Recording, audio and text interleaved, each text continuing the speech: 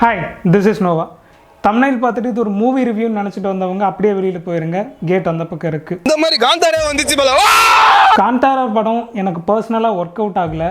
அதில் பேசியிருக்க மலுமட்டத்தனமான அரசியல் என்ன அப்படிங்கிறத பற்றி தான் இன்றைக்கி நம்ம பார்க்க போகிறோம். ஒரு மூவி ரிவ்யூ அப்படின்னு நீங்கள் நினச்சிங்கன்னா it's not like that, more then that. சினிமாவில் ஏன் அப்புறம் அரசியல் பேசுகிற அப்படின்னு கேட்டால் செருப்பு பிஞ்சிரும். கண்ட நாயெல்லாம் சினிமாவில் நடிச்சுட்டு அரசியல் பண்ணும்போது சினிமாவில் இருக்கிற அரசியல் சார்ந்த விஷயங்களை மக்களுக்கு சொல்லி அதை தெளிவு பெற வைக்கிறதுங்கிற கடமை உங்களுக்கும் இருக்குது, எனக்கும் இருக்குது. சாதாரண கல்லை வச்சு கடவுள்னு சொல்லி என் முன்னோர்களை ஏமாத்தின மாதிரி என்னை ஏமாற்ற முடியாது. காந்தாராவோட கோர் ஸ்டோரியே சோ கால்ட் உயர் சாதி மக்களுக்கும் அங்கே அந்த இடத்துல இருக்கிற ஒரு ஆதிவாசி பழங்குடியின மக்களுக்கும் நடக்கிற ஒரு சாதி சண்டை தான்.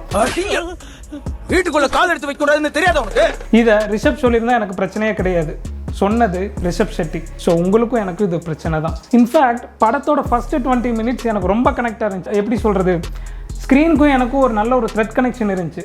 அன்டில் அதில் நான் இன்னொரு த்ரெட்டை பார்க்கறதுக்கு முன்னாடி வரைக்கும். நாங்கள் ஆச்சாரமாக இருக்கிறவங்க, நாங்கள் பீச்சாரமாக இருக்கிறவங்க. இந்த படமே ஒரு மிகப்பெரிய த்ரெட்டு தான்னு படம் பார்க்குற முக்கால்வாசி நான் த்ரெட் ஆடியன்ஸ்க்கு தெரியவே தெரியாது. இன்ஃபேக்ட் இதை நான் சொல்கிறதுக்கு நான் ஒரு த்ரெட்டாக இருக்கணும்னு அவசியம் இல்லை, நான் த்ரெட்டாக இருக்கணும்னு அவசியம் இல்லை. புரியல? சிம்பிள். இந்த வீடியோவை நான் 3 லேயராக பிரிக்க போகிறேன். அப்போ தான் இதை பார்க்குற ஆடியன்ஸ்க்கு நான் எந்த விஷயத்தை பற்றி டிஸ்கஸ் பண்ண போகிறேன், இதை நான் உங்ககிட்ட எப்படி கன்வின்ஸ் பண்ண போகிறேன் அப்படிங்கிற விஷயத்தை என்னால் தெளிவாக சொல்ல முடியும். முதல்ல வந்த காந்தாரா எனக்கு ரொம்ப கனெக்ட் ஆனதுக்கு காரணம் அந்த படத்தில் ஒரு வாழ்வியல் இருந்துச்சு. அந்த மக்கள் அடக்குமுறைக்கு எதிராக என்னவெல்லாம் செஞ்சு அவங்கள காப்பாற்றிக்கிட்டாங்க அப்படின்னு இருக்கும். அதே சமயம் அந்த ஹீரோ எப்படி அந்த ஊரை தன்னோட உயிரை கொடுத்து காப்பாற்றினாருன்னு இருக்கும். அதே சமயம் அதுக்கு உதவியாக அந்த பர்டிகுலர் கிராமத்தில் இருக்கிற அந்த கடவுள் அந்த மக்களோட நம்பிக்கையை எப்படியெல்லாம் காப்பாற்றுச்சு, எப்படியெல்லாம் அது பில்ட் பண்ணாங்க அப்படிங்கிற அந்த ஒரு ஸ்டோரியோட டெவலப்மெண்ட்டே ரொம்ப சுவாரஸ்யமாக இருக்கும். ஆனால் காந்தாரா பார்ட் 2 இப்போ வந்த படத்தில் இந்த மாதிரி எந்த ஒரு லேயர்ஸ்லேயுமே ஸ்டோரி இல்லாமல் ஒரு கடவுள் இன்னொரு கடவுள்கிட்ட எப்படி தோற்று போச்சுங்கிற மாதிரி தான் இருக்கும். படம் பார்க்குற நிறைய பேர்த்துக்கு தெரியாது, நம்ம ஊரில் இருக்கிற நாட்டார் தெய்வங்களும் அதே மாதிரி சிறு குறு தெய்வ வழிபாடு அப்படிங்கிறது இந்து மத புராணத்துக்கு முன்னாடி இருந்தே இருக்குது. இங்கே பஞ்சுருளி பூதம் எப்படி சிவசம்பூதம் ஆச்சுன்னு அதுக்கு பின்னாடியும் கதை இருக்குது. புத்த மகாமுனி எப்படி முனி ஈஸ்வரர் ஆனாருங்கிறதுக்கு பின்னாடியும் கதை இருக்குது. படம் பார்க்குற நாம் எல்லாரும் என்ன நினைப்போம்னா அந்த படத்தோட வில்லன் ராஜா தானே நினைப்போம்.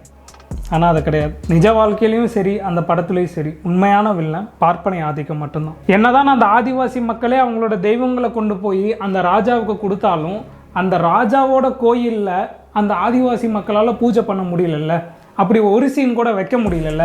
அதை பற்றி ஏன்னு யாராவது யோசிச்சிங்களா? இப்பட்ட ஜாதி மட்டும் அர்ச்சனை பண்ணக்கூடாது, எல்லா ஜாதியும் அர்ச்சனை பண்ணலாம். கோயிலோட கருவறைக்குள்ளே போய் பூஜை பண்ணுறது அப்படிங்கிற அந்த விஷயம் அந்த ஆதிவாசி மக்களுக்கும் சரி நம்மளுக்கும் சரி நம்மளோட கற்பனையில் கூட எட்டாத விஷயம். ஏன்னா அதுக்கு பின்னாடி மிகப்பெரிய ஒரு பார்ப்பன பாலிடிக்ஸ் இருக்குது. அதே மாதிரி இந்த படத்தில் சமத்துவம் பேசுவாங்க பாருங்கள், அதை மட்டும் என்னால் அக்செப்ட் பண்ணிக்கவே முடியல. தேட்டருக்குள்ளே உட்காந்து படம் பார்க்கும்போது இந்த மாதிரி ஒரு கான்ட்ராஸ்டான ஒரு ஐரணியை நான் இதுக்கு முன்னாடி எக்ஸ்பீரியன்ஸ் பண்ணதே இல்லை. ஐரணி அப்படின்னா என்னென்னா ரெண்டுக்கும் சம்மந்தம் இல்லாத ஒரு விஷயம். லைக் எக்ஸாம்பிளுக்கு சொல்லணுன்னா, யாராவது உங்ககிட்ட வந்து ஒரு 1 கிலோ மாட்டு சாணியை கொடுத்து இந்தாப்பா இதில் ஒரு கப் ஐஸ்கிரீம் ஊற்றி சாப்பிடுன்னு சொன்னால் அது எப்படி இருக்கும்? ரெண்டுக்கும் ஏதாவது சம்மந்தம் இருக்குது? அந்த மாதிரி தான் இருந்துச்சு சமத்துவம் பேசுகிறது. அதை எப்படி திமிங்கலம் இந்த உலகத்தில் சாதிய பாகுபாடு, டிஸ்கிரிமினேஷன், ஏற்றத்தாழ்வு, அது போக வேற என்ன மொழி பாகுபாடு, இனப்பாகுபாடு, அந்த வெறி இந்த வெறின்னு இது எல்லாத்துக்கும் காரணமே உங்களோட மதம் தான். நான் இந்த மதம்னு சொல்லலை, ஹிந்து, கிறிஸ்டியன், முஸ்லீம்னு இந்த உலகத்தில் இருக்கிற எல்லா மதமும் சேர்த்து தான் ஒரு டிஸ்கிரிமினேஷனோட படிநிலையவே ஸ்டார்ட் பண்ணுது. அப்படி இருக்கிற பட்சத்தில் ஒரு மதத்தை சார்ந்த ஒரு படத்தில் இங்கே நான் சமத்துவத்தையும் போதிக்கிறேன், சமத்துவத்தையும் நான் நிலைநாட்டுவேன் அப்படிங்கிறது, தயவு செஞ்சு அந்த சாணியும் ஐஸ்கிரீமையும் கொடுங்க சாப்பிட்டு போயிடுறேன். என்ன நிலமடா டே, இது என்ன நிலைப்பாடுறா எனக்கு புரியல. ஜேகே தமிழும் பிக் பேங் போகணும். ஆக்சுவலாக நான் அவங்களோட வீடியோஸ் ரெகுலராக பார்ப்பேன். இப்போ ரீசெண்டாக போட்ட வீடியோவில் ஒரு வீடியோ என்ன பேசியிருப்பாங்கன்னா, இந்திய மக்களை ஏன் வந்து வெஸ்டர்ன்ஸ் வந்து ரொம்ப வெறுக்கிறாங்க, அவங்கள ஏன் டிஸ்கிரிமினேட் பண்ணுறாங்க அப்படின்னு சொல்லிட்டு. எனக்கு இது ரொம்ப ஆக்சிடென்டலாக நடந்த மாதிரி இருக்குது. இந்த படமும் சரி இவங்க போட்ட வீடியோவும் சரி இதை வச்சு நான் கனெக்ட் பண்ணுற சில விஷயங்களும் சரி ஆக்சிடென்டலாக இருந்தாலும் இதை நான் வந்து ஒரு ரீசனபிளான ஒரு பாயிண்ட்டாக நான் வந்து இப்போ நான் எடுத்து வைக்க போகிறேன். ஒரு ஒயிட் ஒரு பிளாக் ஆப்பிரிக்கன் அமெரிக்கனை அவனோட கலரை வச்சு டிஸ்கிரிமினேட் பண்ணுறான். அதுவே ஒரு சவுத் ஈஸ்ட் ஏஷியனை அவனோட உருவமைப்பை வச்சு டிஸ்கிரிமினேட் பண்ணுறான். ஆனால் நீங்கள் நல்லா யோசிச்சு பாருங்கள், ஒரு இந்தியனை, அதாவது உங்களையும் என்னையும் நம்மளோட மதம் சார்ந்த நம்மளோட நம்பிக்கையின் அடிப்படையில் இருக்கிற விஷயத்தை சார்ந்து தான் நம்மளை டிஸ்கிரிமினேட் பண்ணுறான். ஏன் இதை அவங்களால ஈஸியாக பண்ண முடியுதுன்னா, இந்தியர்களாகிய நம்மளோட அடிப்படை கட்டமைப்பே மதம் சார்ந்தும் சாதிய சார்ந்தும் மட்டும்தான் இருக்குது. நீங்கள் போடுற ட்ரெஸ்ஸில் இருந்து நடக்கிற வீதி வரைக்கும் நம்மளை சுற்றி சுற்றி நம்ம பார்க்குற எல்லாமே மதம் சார்ந்தும் சாதி சார்ந்தும் தான் இருக்குது. இவ்வளோ ஏன் இப்போ கோயம்புத்தூரில் ரீசெண்டாக கட்டியிருக்கிற மேம்பாலம், அதுக்கு பேர் ஜிடி நாயுடுவான். ஒன்றும் இல்லை, அந்த இடத்துல நாயுடுவை கட் பண்ணியிருக்கேன். இங்கே இருக்கிற முக்காவாசி பேருக்கு அவர் பேர் என்னன்னே தெரியாதுடா. இதுதான் ரியாலிட்டி. அந்த அளவுக்கு நீங்க சாதியத்துல ஊறி போயிருக்கீங்க. அப்படிங்கும்போது இதுக்கு பேர் வச்ச திராவிட மாடல் அரசு எந்த விதத்துல திராவிட மாடல் அரசுன்னு அவங்களே கூப்பிட்டுக்கிறாங்கன்னு தெரியல. ஆஃப்டர் ஆல் ஓட்டுக்காக திராவிட மாடல் அரசு இதை பண்ணும் அப்படின்னா நான் சொல்றேன், ஒரு நாள் இல்லை ஒரு நாள் உங்ககிட்ட இருந்து திராவிடத்தை காப்பாற்றணுன்ட்டு நாங்கள் வரமா இல்லைன்னு பாரு. இப்போ நான் வெளிநாட்டு வாழ் இந்தியர்களுக்கு சப்போர்ட் பண்ணுறதை திங்க் பண்ணும்போது எனக்கு மைண்டுக்குள்ளே என்ன தோணுதுன்னா, இந்தியாவுக்குள்ளே வந்து அவனே மிகப்பெரிய ரேசிஸ்ட் தான்டா, இந்தியாவுக்குள்ளே வந்து அவனே மிகப்பெரிய காஸ்டிஸ்ட் தான். இப்படி இருக்கும்போது நான் எந்த முகாந்தரத்தில் அவனுக்கு நான் வந்து சப்போர்ட் பண்ணணும்னு நினைக்கிறேன்னு எனக்கு தோணவே இல்லை. இப்போ நான் ஒரு லைவ் எக்ஸாம்பிள் காட்டுவா. ஜப்பான் தமிழ் ப்ரோஸ்ன்னு சொல்லிட்டு ஒரு யூடியூபர், ஆக்சுவலாக அவன் வந்து அங்கே ஜப்பானில் இருக்கிற இன்ஜினியரிங் மார்வல்ஸ் பற்றி பேசுவான். ஓகே ஃபைன், எனக்கு இந்த கண்டென்ட்ஸ் எல்லாம் பிடிக்கும். பட் ஆனால் இந்தியாவிலேருந்து அங்கே போய் அவங்களோட கல்ச்சருக்கு ஆப்போசிட்டாக நான் இந்த மதத்தை சார்ந்தவன், நான் இந்த சாதியை சார்ந்தவன் சொல்லிட்டு அங்கேயும் போய் உன்னோட பிற்போக்குத்தனத்தை நீ கட்டமைக்கிற பார்த்தியா? இது எந்த மாதிரியான மனநிலை? இது அடிப்படையிலேயே தப்புன்னு உனக்கு தோணவே இல்லையா? என்னோட அடிப்படையில் இருக்கிற ப்ராப்ளமை சால்வ் பண்ணி என் வாழ்க்கையில் நான் முன்னேறணும்னு நினச்சாலும் அது என்னோட நம்பிக்கை சார்ந்தும் மதம் சார்ந்தும் சாதியை சார்ந்தும் இருக்கும்போது ஒரு தனிப்பட்ட மனிதனா என்னால் எப்படி இங்கே முன்னேற முடியும்? படம் ஆரம்பிக்கிறதே ஒரு அடக்குமுறையில் இருந்து தான், ஒரு டிஸ்கிரிமினேஷனில் இருந்து தான். இதே இந்த இடத்துல தமிழ்நாட்டில் இதே கதையை வச்சு நம்ம ஊரில் இருக்க வெற்றிமாறனோ பாரஞ்சித்தோ மாரி செல்வராஜோ யாராவது ஒருத்தவங்க இது ரிலேட்டடாக படம் எடுத்திருந்தா ஏன் மக்களால் அதை ஏற்றுக்க முடியல? இது என்ன மாதிரியான மனநிலை? அப்போது நான் இங்கே சமத்துவம் பேசணுன்னாலும், இங்கே நான் வந்து சமூக பொறுப்பை பற்றி பேசணுன்னாலும் என் பேருக்கு பின்னாடி என்னோட சாதிய மத அடையாளம் இருந்தால் மட்டும்தான் என்னால் ஃப்ரீயாக அந்த இடத்துல அந்த விஷயங்களை சொல்ல முடியுமா? காந்தாரா படமும் அடக்குமுறை ஒடுக்குமுறைக்கு எதிராக தான் பேசுது.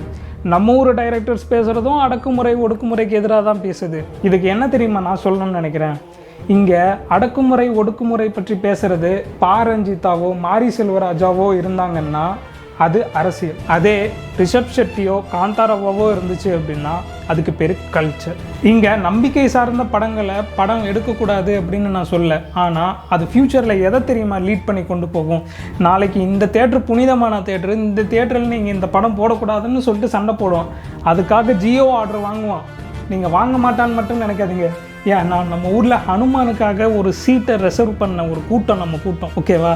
இதெல்லாம் பண்ணாமல் இருக்க மாட்டாங்கன்னு நீங்கள் கற்பனையில் கூட நினைக்கக்கூடாது, பண்ணுவாங்க. இன்றைக்கி எப்படி சினிமாவோ அதே மாதிரி தான் அந்த காலத்தில் சங்க இலக்கியங்கள். அதில் நம்ம எதை பார்த்து பயப்படணும், எது நம்ம நம்பிக்கையாக இருக்கணும்னு பார்ப்பனிய ஆதிக்கத்தின் கீழ் நம்மளுக்குள்ளே மடைமாற்றம் செய்யப்பட்டுச்சு. ஆனால் இப்போ அதை பண்ண முடியாது. இப்போது அந்த பவர் எங்கிட்டையும் இருக்குது. சினிமாங்கிற டூல் என்னாலையும் ஆக்சஸ் பண்ண முடியும். இந்த விஷயத்தை வச்சு என்னாலையும் சில ஐடியாலஜிக்கலான விஷயங்களை மக்களுக்குள்ளே கொண்டு போக முடியும். ஆனால் அது நல்ல விஷயமா இருக்கா இல்லையாங்கிறத தான் நான் டிசைட் பண்ணணும். இப்போ காந்தாரா படம் சுத்தமாக நல்லா நான் சொல்ல மாட்டேன். டெக்னிக்கல் ஆஸ்பெக்ட்ஸில் படம் டாப் நாச்சாக இருக்குது. இந்த மாதிரி தான் படம் எடுக்கணும். ஆனால் அதோட ஐடியாலஜிக்கலாக நான் அது கூட சிங்க் ஆகணும்னு கேட்டிங்கன்னா வாய்ப்பே கிடையாது. ஐடியாலஜிக்கலாக அந்த படம் ஒரு பார்த்தா அது ஒரு குப்பை படம் தான். ஐடியாலஜிக்கலாக டெக்னிக்கல் ஆஸ்பெக்ட்ஸில் அது ரொம்ப டாப் நாச்சான படம். எல்லோரும் போய் பார்க்கணும். இந்த படத்துலேயே எனக்கு ரொம்ப பிடிச்ச ஒரு விஷயம் என்ன அப்படின்னா, இந்த படத்தோட கிளைமேக்ஸ் போர்ஷனில் அந்த கடவுள் வந்து அந்த ஊர் மக்களை வந்து தன்னோட பிள்ளைகளாக நினச்சி அப்படியே ஆரத்தழுவி அப்படியே அவங்களோட கைகளை இப்படின்னு பண்ணி ஒரு மாதிரி தழும்பிக்கிற மாதிரியான ஒரு ஷாட் ஒன்று இருக்கும். அது உண்மையாலுமே ரொம்ப அற்புதமான ஒரு ஷாட். அதை நான் பார்க்கும்போது எனக்கு லிட்டரலாக கூஸ் பம்ப்ஸ் வந்துச்சு அப்படின்னு ஒரு சீன் கேட்டால் அந்த படத்தில் அது ஒன்று தான். அப்படி ஆரத்தழுவி கட்டி அணைச்சிக்கிற அந்த கடவுள், அவ்வளோ அன்பு செலுத்துகிற அந்த கடவுளோட பிள்ளைகள் நீங்கள், அதே அன்பை நீங்கள் மற்றவங்களுக்கு தரீங்களான்னு கொஞ்சம் சிந்திச்சு பார்த்துக்குங்க. இந்த நாட்டில் தீண்டாமைதான் இன்னும் உள்ளதா? நிறுத்தா ஆமாண்டா வாத்தா